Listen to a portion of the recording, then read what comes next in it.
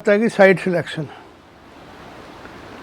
अब ये देखो, ये मधुमक्खी है, ये जंगल का जीव है, या आप ये कह सकते हैं कि ये फार्मिंग में जहाँ आप इसे ले जाना चाहें, जहाँ इसका फ्लोरा वगैरह है, जिसमें आपने पॉलिनेशन का पर्पज़ है आपका, तो उस पर्पज़ के लिए आप जाना चाहें तो आपकी साइट सिलेक्शन बहुत ज़रूरी है। साइट ऐसा होना चाहिए जहाँ पर आप पहुँच सको, एमरजेंसी अगर पड़े तो आप डब्बे उठा सको।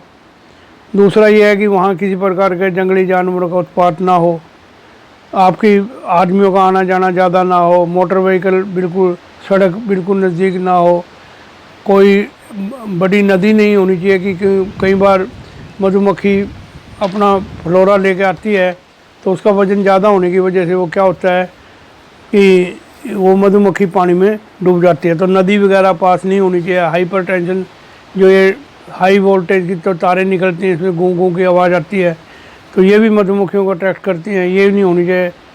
और आपकी सिलेक्शन साइट ऐसी नहीं होनी चाहिए कि जहाँ आपका पानी लो लेवल हो, कि जब भी थोड़ी सी बरसात आई वहाँ पानी भर गया तो उसमें आपके डब्बे डूब सकते हैं, क्योंकि मेलिफेरा कभी भी अपने छत्ते को छोड़कर नहीं भागती।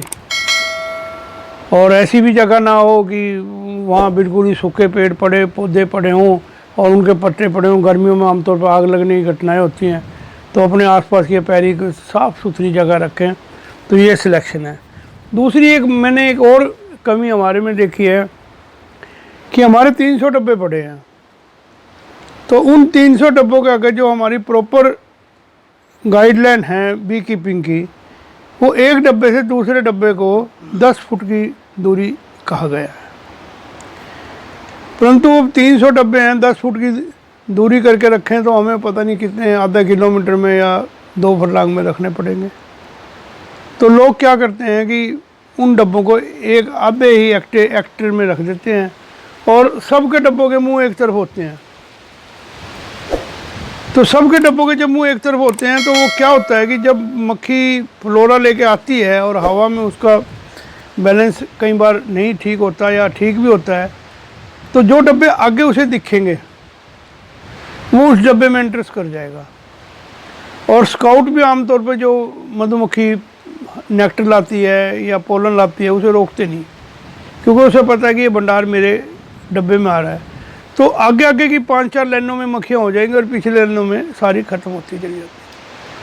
तो ड्रिफ्टिंग इस तरीके से हो जाती है कि कुछ डब्बे जो हमारे कमज़ोर थे वो स्ट्रॉन्ग हो गए और जो स्ट्रॉन्ग डब्बे थे वो कमज़ोर हो गए। तो हमें ये गाइडलाइन, कोशिश ये करो अगर आपको मधुमक्खी रखनी है कि कम से कम, अगर 10 फीट का आप नहीं कर सकते, 5 फीट का तो करो।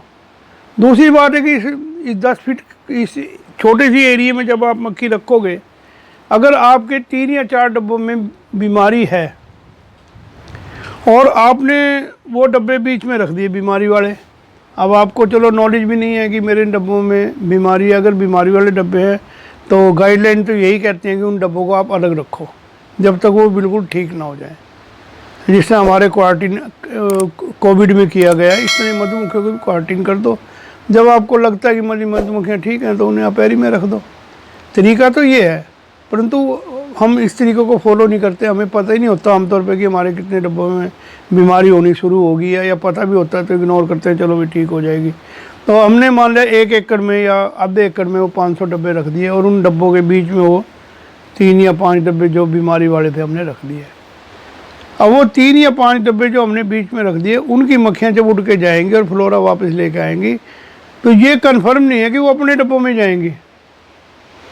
जब वो दूसरे डब्बों में जाएंगे तो ऑटोमेटिकली बीमारी उन डब्बों में फैलेगी, धीरे धीरे ये सारे डब्बों में फैल जाएगी। इसलिए हमें जब पीछे गाइडलाइन आई थी हमारी, तो उसमें यही कहा गया था कि किसी भी बीमारी का अगर बीकीपिंग में इलाज करना है तो पूरी अपेरी का करें, और उसके आसपास भी 2.5 किलोमीटर में जितनी अपेरी हैं, अगर आप सारी अपेरियों का इक्वल इलाज करते हैं तो वो आपकी मधुमक्खियाँ सारी ठीक हो जाएंगी। और अगर मान लिया आपने अपनी अपेरी का इलाज कर लिया और पड़ोस में किसी दूसरे की अपेरी पड़ी, उसमें बीमारी है और आपकी मक्खी उधर आ जा रही है, उसकी मक्खी इधर आ जा रही है, तो आपका ट्रीटमेंट करने का कोई बेनिफिट नहीं होगा।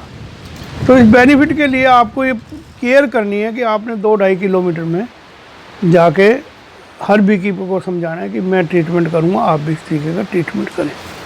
ये हमारी साइट सिलेक्शन और आपस की कोऑपरेशन है। डिस्टेंस मैंने बता दिया कि कम से कम 5 फुट का होना चाहिए। और दूसरी बात यह है कि मैं आप 300-300 या 500-500 डब्बे वालों से ये रिक्वेस्ट करना चाहूँगा कि वो 500-500 डब्बे ना रख कर अगर वो अपने डब्बे हाफ कर दें और सुपर पे ले आएँ, तो मैं ये गारंटी से कह सकता हूँ कि उनका हनी का प्रोडक्शन, अच्छी क्वालिटी का हनी बनाएंगे वो, और उनका प्रोडक्शन भी बढ़ेगा। क्योंकि अब क्या है कि हमने जो 500-500 डब्बे वाले क्या करते हैं, वो एक क्या करते हैं कि वो मान लिया आज मैं यहाँ सूरजमुखी पे बैठा हूँ, मैं 4 महीने से सूरजमुखी में के पास मेरी परमानेंट सिलेक्शन है, मेरी परमानेंट साइट है, अब मेरे को कहीं आना नहीं जाना नहीं। तो जब वो सूरजमुखी खिलेगा तो वो 400 डब्बे मेरे बिल्कुल जड़ में ला के उतार देगा। अब मुझे नहीं पता उसकी मक्खियों में बीमारी है नहीं है, पर चलो 400 डब्बे लाया तो वो मेरा धीरे धीरे जो मेरा फ्लोरा मिलना था मेरे को, वो 450 डब्बे, मान लिया मेरे 50 डब्बे अच्छे हैं और उसके 400 डब्बे हैं, तो वो क्या हुआ कि वो फ्लोरा जो है वो 450 डब्बों में डिवाइड हो गया। अब मैं ये सोचता हूँ कि मेरा जब शहद पूरा हो जाएगा, पकेगा, जब निकालूंगा, और उस व्यक्ति को ये होता है कि मेरे को सीजन में ही सूरजमुखी का शहद निकाल के 2 बार निकालना है, तो वो शहद के सीलिंग होने की इंतज़ार नहीं करेगा। वो नेक्टर, जहाँ उस पर नेक्टर आया और उसने देखा कि मेरे छत्ते फूल हो गए क्योंकि सिंगल के डब्बे हैं और मेरी मक्खी बढ़ गई, उसने शहद निकाल देना है। उसने ये इंतज़ार नहीं करना कि मैं सीलिंग का इंतज़ार करूँ या मेरे डब्बे सुपर पे आएंगे तो क्योंकि उसने तो ये फटाफट सीजन करके अगली जगह जाना है। तो मेरी उन भाइयों से प्रार्थना है कि आप डब्बे 300 की जगह 150 करें और देख के अच्छी साइड पर उतारें, और शहद सील्ड होने की कम से कम 50% तो सील्ड होने दें। 50% सील्ड हो जाए जब निकालें, और जब आपको माइग्रेशन करनी है जब डब्बे झाड़ लें। यही पहले अडॉप्ट यही प्रोसीजर किया जाता था। हम सुपर पे ही माइग्रेशन करते थे और सुपर पे हम शायद एक बार डब्बे छोड़ के 20 दिन बाद 25 दिन के बाद जब आए, देखा भी शायद अगर सील्ड है तो निकाल लिया, नहीं है तो बाद में निकाल लेते थे। क्योंकि मधुमक्खियाँ तो उतनी ही शहद खाएंगी जितनी उनकी रिक्वायरमेंट है, बाकी तो सारा स्टोर ही करेंगी, और वो स्टोरेज आपको अच्छी क्वालिटी में मिलेगा। अगर मधुमक्खी अपने डब्बे में शहद लाती है और आपने उनको पूरा स्पेस दे रखा है शहद इकट्ठा करने के लिए, तो मैं नहीं समझता कि सीजन के आखिर में आप शहद कम निकालोगे। क्योंकि इन लोगों की ये थिंकिंग है कि आज निकाल लो, मक्खी कल को फिर ले आएगी, कल फिर निकाल लो, परसों फिर निकालो, शहद की क्वालिटी हमारी कम होगी। क्योंकि हमें प्रोसेस फिर फैक्ट्री में जाके कराना पड़ेगा, उसकी मॉइस्चर रिडक्शन वगैरह करानी पड़ेगी, फिर वो शहद की क्वालिटी बनेगी नहीं बनेगी। पर यह है कि वो निकाल लेते हैं। परंतु अगर मैंने कहता कि राई पनी निकालना है, प्रॉपर शहद जिसको हम शहद की कैटेगरी में मानते हैं, जो राई पनी जो प्रॉपर शहद की क्वालिटी है, जो वो तो हमें बाद में ही मिलेगी जब उसमें सील्ड हो जाएगी।